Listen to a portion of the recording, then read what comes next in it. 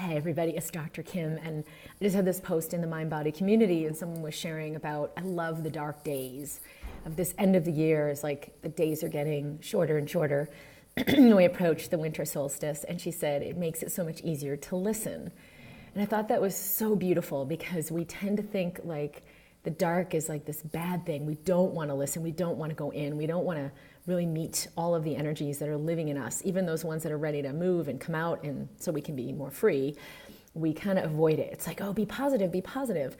So it reminded me of this perspective my daughter had. They were studying the different symbols for this time of the season, and she came across the yin yang symbol. So she pointed it out to me in a store, and she said, we've learned about this in school. That symbol is like, you know, the black is the bad and the white is the good, but there's a little bit of good in the bad, and there's a little bit of bad in the good. And I said, well, you know, it's really not about good and bad. It's about duality. It's about dark and light. It's about the opposites and how they meld together and how they're really inseparable. But it's not a good and bad thing. And there's so often that we have the darkness, the stillness, the no thing, the unknown, the inner, which is the yin, and we think that's bad. And it's like, wow, it's even getting instilled in her at 5 years old that there's that concept there. And it's not bad. That actually can really imbalance us, where we avoid all of that inner and all of the wisdom that's there. And then the light is like, oh, the outer and the action, and that's the yang. And oh, that's positive and that's good. And it's not true that we have to experience negative and positive as bad and good. We can just experience them in neutrality with everything that they have to offer for us.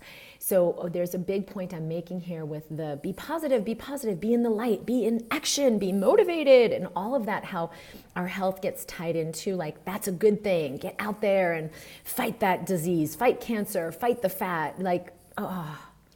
It keeps us so imbalanced. It keeps us from our wisdom. It keeps us from receiving. So I would invite you with this time of darkness and these short days to embrace the inner, to embrace the slowing down, to embrace the wisdom and the unknown, and all the things about it that might be scary, so that you have this balance and you can really begin to listen to the richness of what life has for you. That is so powerful in allowing your body to heal. Release trying to be positive, release trying to be motivated, release any of those goals. It's like, I've got to achieve, and just allow the rebalancing in these next, we only have a few more days before the days will start to get lighter, and we have the winter solstice. So embrace this time and all the richness that it has for you and for your healing.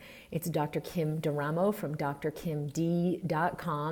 Certainly subscribe if you're interested in more in mind-body medicine, and share this with those that you love. Sending you my love for meeting those deep, dark spaces of wisdom and richness, and I'll see you soon.